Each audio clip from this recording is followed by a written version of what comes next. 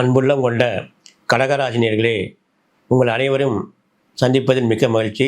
நாம் இந்த ஜோதிட ரீதியாக ஒவ்வொரு மாதமும் பலன்கள் சொல்லிட்டு வர்றோம். இந்த பரோப வருஷம் வைகாசி மாதம் நம்ம கடகராசினியர்களுக்கு எப்படி இருக்குன்னு பார்க்க போகிறோம். ஒவ்வொரு மாத பலனும் நம்ம சொல்லிட்டு வரோம் இல்லையா? இந்த மாதத்தில் வைகாசி மாத பலன் கடகராசினியர்களுக்கு எப்படி இருக்க போகுது அப்படின்னு பார்த்துட்டு வரோம். கடகராசினியர்களை பொறுத்த வரைக்கும் உங்களுக்கு 12ஆம் இடத்தில் உங்களுக்கு குரு வக்கரத்தில் இருக்கார். கடகராசி பொறுத்த வரைக்கும் இப்போ ஒரு வருட காலமாக தேவையில்லாத விரயங்கள் உங்களுக்கு நடந்துகிட்டே இருக்கும்.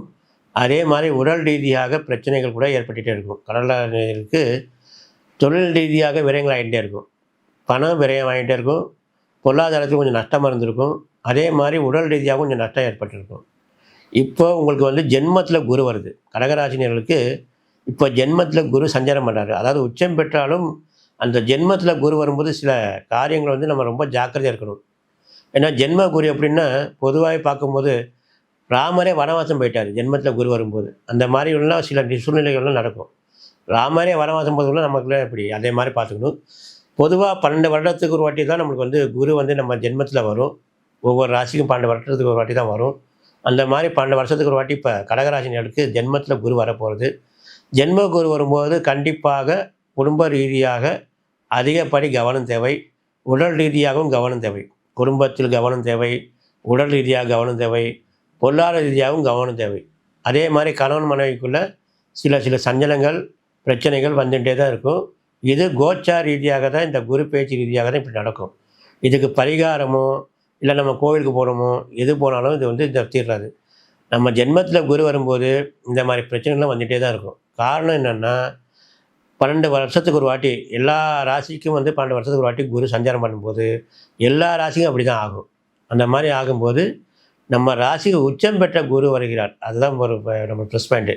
அதாவது சாதாரணமாக எல்லோருக்கும் ஒரு 100% பலன் கொடுக்குறாருன்னா, நம்ம கடகராசி பொறுத்த வரைக்கும் ஒரு 75% நம்மளுக்கு கொஞ்சம் மைனஸ் பாயிண்ட்டாக தான் இருக்கும். காரணம் எப்படின்னா, அவர் உச்சம் பெறார் இல்லையா? அதனால் கொஞ்சம் சாதகமாக தான் இருக்கும். இப்போ கடகராசி பொறுத்த வரைக்கும் ஏற்கனவே விரயம் நம்மளுக்கு குரு இருக்கிறதுனால அது நம்மளுக்கு இப்போ பெரிய பிரச்சனை தெரியாது. ஏன்னா ஏற்கனவே நம்மளுக்கு பணம் விரயம் நடந்துட்டு தான் இருக்குது. இருந்தாலும் ஜென்மத்தில் குரு வரும்போது அதிகப்படியான கவனங்கள் தேவை. இப்போ நம்ம கடகராசி பொறுத்த வரைக்கும் எப்படின்னா, வருகின்ற மாதம் இந்த மாதத்தில் 6ஆம் தேதி 6/6 முதல் 8/6 வரை நம்மளுக்கு சந்திராஷ்டமம். கடகராசினர்களுக்கு 6/6 முதல் 8/6 வரை சந்திராஷ்டமம் தேவை. இந்த சந்திராஷ்டம நேரத்தில் தான் ரொம்ப கவனமாக இருக்கணும். இந்த சந்திராஷ்டமத்தில் தேவையில்லாமல் நம்ம புதிய முயற்சிகள் செய்வதோ அல்லது ஒரு புதிய வியாபார ரீதியாக பேசுவதோ அதெல்லாம் கூடாது. அதுதான் சந்திராஷ்டமம் பார்த்து வச்சுக்கிறது. இந்த மாதம் முழுவதும் உங்களுக்கு பொதுவாகவே கொஞ்சம் சுமாரான மாதமாக தான் இருக்குது. ஏற்கனவே அப்படி தான் போயிட்டே இருக்குது.